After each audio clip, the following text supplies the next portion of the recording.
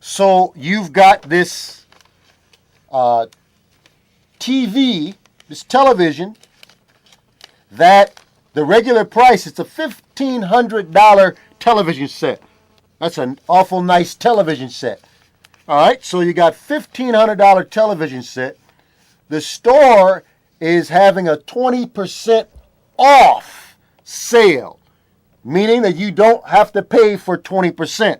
Another way of looking at that, you could look at this as taking 20% of $1,500, or you can look at it as only having to pay 80%. So it's a couple ways you can go about figuring out what 20% of $1,500 is.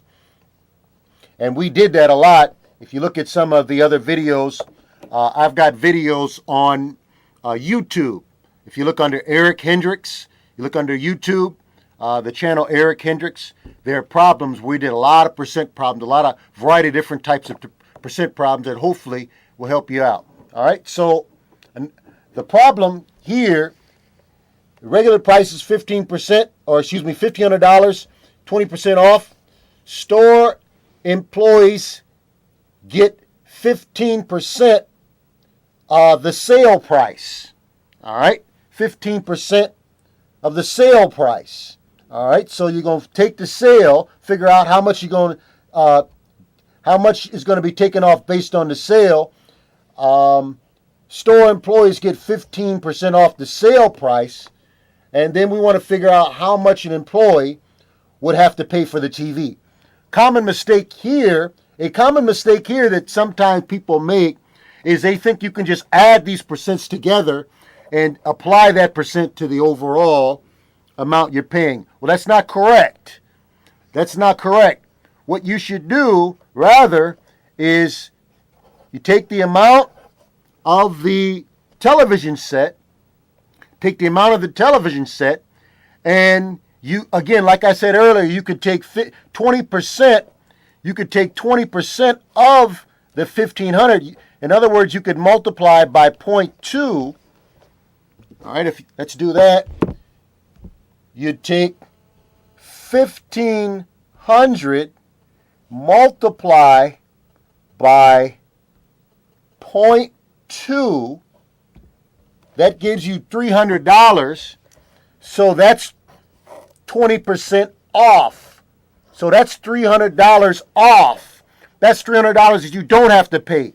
So you would take that $300, subtract it from the $1,500, and you get $1,200. That's one way to get that sale price. So that's a good deal. That's $300 you don't have to pay. Now, that's not the way I normally do it. I don't choose to figure out 20% that way. The way I tend to determine if I want to pay 20% off, see, that's sort of two different calculations. You had to multiply by 0.2, and then you subtract it. Another way to figure out what 20% off would be to multiply the 1,500 by 0.8. Another way of saying 20% off is just saying that you have to pay 80%. So if you take $1,500, you take $1,500 and you multiply by 0.8, which is what you do have to pay. Notice how you still get that $1,200.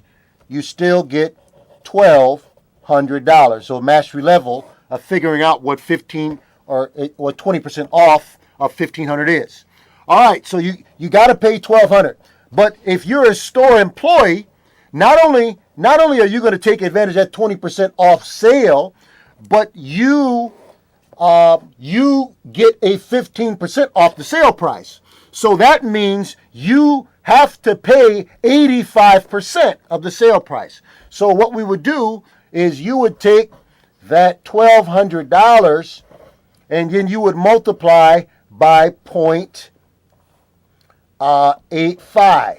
Multiply by 0.85. You could also multiply this by 0.15 and subtract it from the 1,200. But I'm just choosing to do this problem where I only have to do one step. Now you could do that by hand, Or what I'm going to choose to do is I'm just going to use a calculator. So you take that and multiply this by 0.85 and you get $1,000. You get $1,020. Get $1,020. Final answer.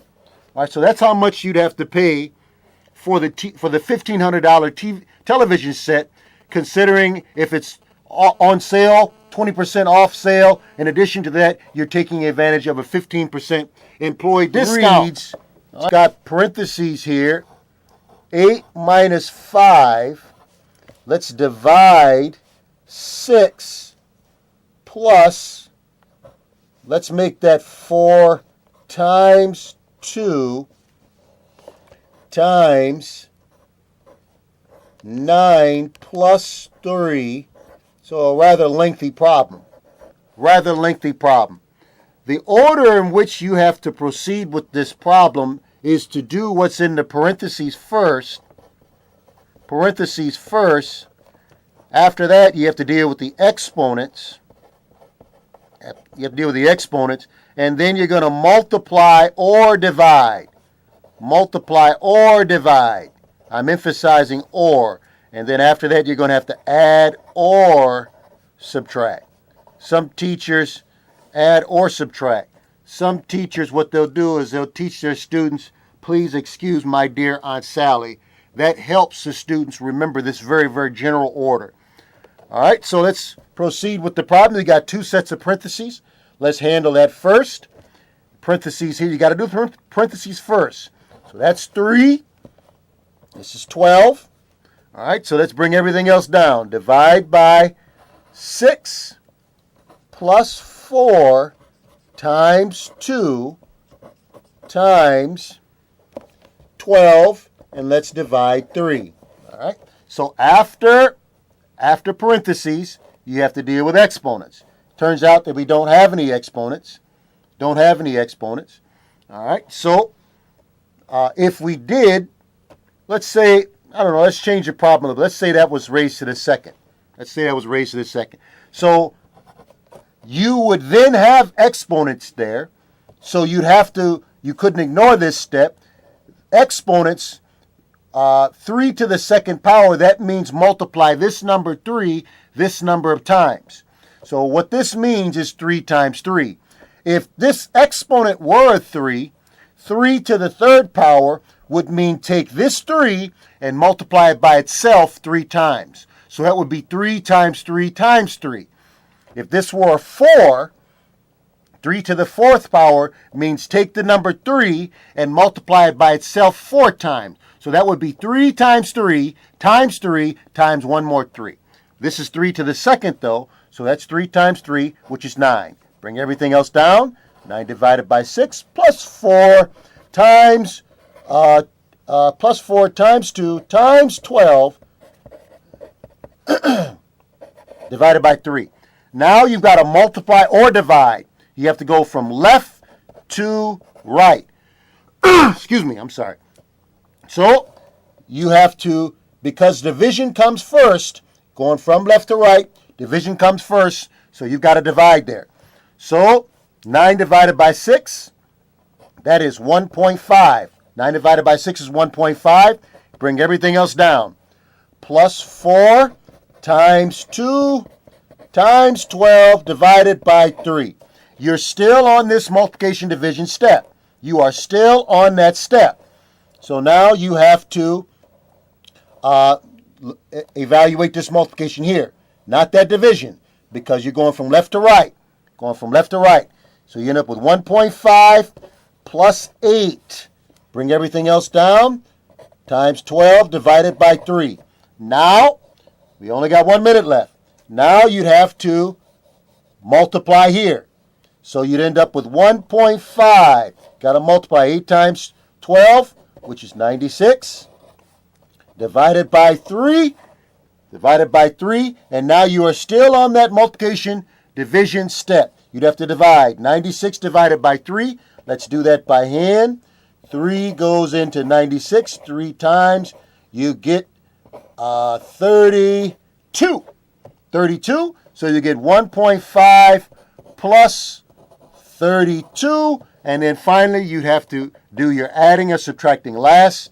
You take the 32.0, add it to 1.5. Notice how I'm lining up the decimals.